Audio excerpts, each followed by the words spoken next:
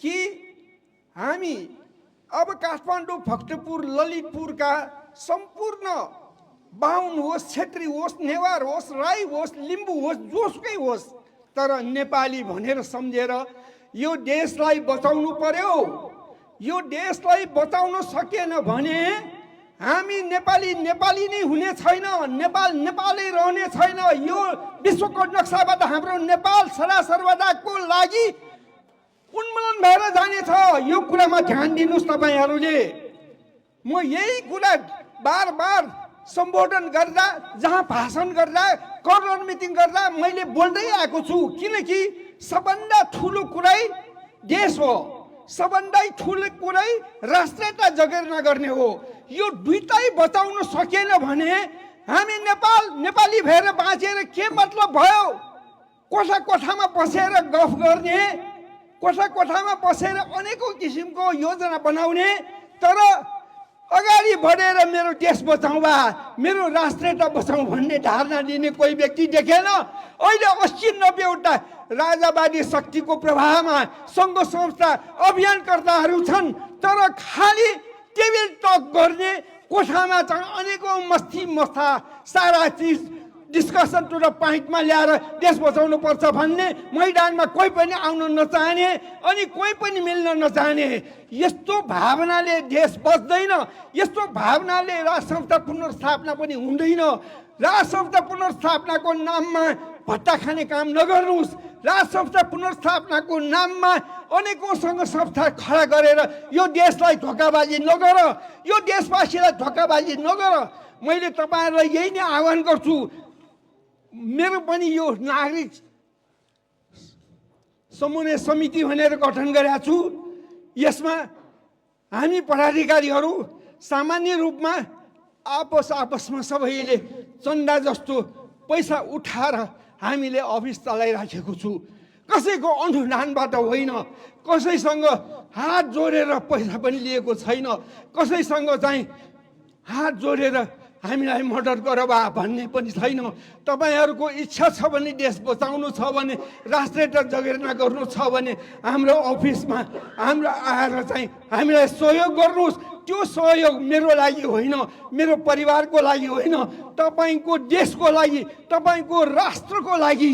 तपाईँ भन्न पाउने तपाईँहरू मेरो सम्पदा, मेरो संस्कृति, मेरो संस्कार, मेरो व्यवहार भनेर उठाल्नुहुन्छ, मर्न मिट्न तयार हुन्छ, तर त्यो त्यति बेलामा जीवित रहन्छ, त्यति बेलामा निरन्तरता रहन्छ जब देश बचिन्छ।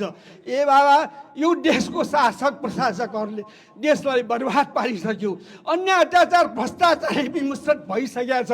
आज न्याय कहाँ पाउने भनेर बुढाबुढीहरू सबै रोएर ए नारायण तिमा राजा छैन, अरे हाम्रो देशमा केही कानुन छैन, हाम्रो देशमा कुनै किसिमले हामीलाई मर्डर गर्ने कोही छैन भनेर बुढाबुढीहरू रोइराखेको छ, काठमाडौँवासीहरू रोइराखेको छ। तर रोएर मैदानमा उत्रेर हामीहरू सबै एकत्रित भएर अगाडि बढौँ, देश बचाउँ भनेर जबसम्म आन्दोलनमा उत्रेर 10 लाख जता अगाडि बढौँ, सकेन भने 1-2 लाख भए पनि हुन्छ। 1-2 लाखले मर्न मिट्न तयार होस्, म पनि अगाडि आउँछु। तपाईँहरू सबै आउनुपर्छ देशको लागि, देश बचाउनुको लागि होइन। मैले टोङ्गी रचेर कुनै काम छैन, टोङ्गी नरच्नु होला। देशको नाममा त्यस्तो किसिमको धोकाबाजी नगर्नु होला, देशवासीलाई धोका नगर्नु होला। यही नै मेरो आह्वान, यही नै तपाईँहरूलाई अनुरोध गर्छु, यही नै तपाईँहरूलाई कामना गर्छु, यही नै मेरो शब्द सरकारको चुनावमा म बिन्ती चलाएँ। तपाईँहरू सबैको तर्फबाट सरकारमा पनि यस्तो किसिमको बिन्ती प्रक्रियाबाट यो देश बचाउनुको लागि आग्रह गरेँ। सरकार यो देशमा जबसम्म राज संस्थाको पुनर्स्थापना गर्न सक्दैन, जबसम्म राष्ट्रियतालाई जगेर्ना गर्न सक्दैन, म सुत्ने छैन। तपाईँहरू पनि नसुत्नु। देशमा देशै छैन भने तपाईँहरू कहाँ आउनुहुन्छ? ल भन्नुहोस्, ल भन्नुहोस्। तपाईँहरू जम्मै तपाईँहरू सुतेर सुस्त अवस्थामा बस्ने अवस्था छैन। अब तपाईँहरू सुतेर बस्ने अवस्था छैन। विशेष गरी हामी नेवारहरू, म पनि नेवार हुँ, सारा नेवारहरू पनि एकत्रित हुनु पर्यो। पहिलेको जुन किसिमको एकताको प्रभाव थियो पृथ्वीनारायण शाहको टाइममा, त्यो एकता अहिले जल्दो बल्दो रूपमा अगाडि बढ्नु पर्यो।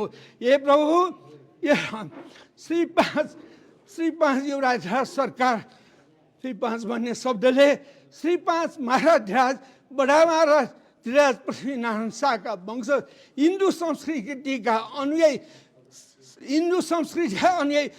श्री श्री श्री श्री 5 युवराज धीराज सरकारलाई सम्बोधन गरेको सम्झनुहोस्। मुसुक सरकार यति पवित्र आँगनमा सवार भई बक्सेर हामी सबैलाई हौसला प्रदान गरी बक्सेको हुनाले सरकारमा बिन्ती चढाउँछु। जो हुकुम जो निगाह सरकार र आज उपस्थित हुने भएका सारा हाम्रो विशिष्ट व्यक्ति विद्वानहरूलाई पनि म आग्रह गर्छु, तपाईँहरूप्रति पनि कृतज्ञता व्यक्त गर्छु, तपाईँहरूलाई पनि धन्यवाद दिन्छु। यति भनेर मेरो सामान्य मैले बोल्नुपर्ने के हो कुरा सामान्य रूपमा बोलेँ, धेरै लामो बोल्दैन म, किनकि सबैले बोलिसकेका छ। ल तपाईँहरूबाट पनि आइहाल्छु।